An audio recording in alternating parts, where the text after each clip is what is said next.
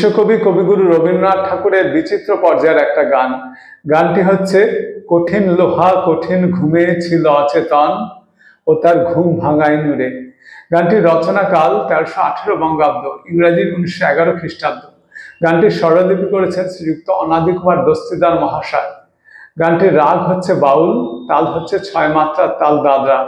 গানটি আমার শ্রদ্ধেয় শিক্ষক শ্রীযুক্ত সুব্রত সেনগুপ্ত মহাশয়ের কাছে শেখা। গানটি গেয়ে শোনাচ্ছি। কঠিন লোহা কঠিন ঘুমে ছিল অচেতন ও তার ঘুম ভাঙায় নূরে। লক্ষ যুগের অন্ধকার ছিল সঙ্গপন ও গো তাই জাগায় নূরে ও তার ঘুম ভাঙায় নূরে। কঠিন লোহা কঠিন ঘুমে ছিল অচেতন ও তার ঘুম ভাঙায় নূরে। পোষ মেনেছে হাতের তলে, যা বলাই সে তেমনি বলে। পোষ মেনেছে হাতের তলে, যা বলাই সে তেমনি বলে।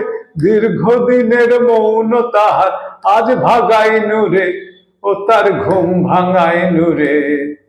কঠিন লোহা কঠিন ঘুমে ছিল অচেতন ও তার ঘুম ভাঙায় নূরে। অচল ছিল সচল হয়ে ছুটেছে ওই জগৎ জয়। অচল ছিল সচল হয়ে ছুটেছে ওই জগৎ জয়।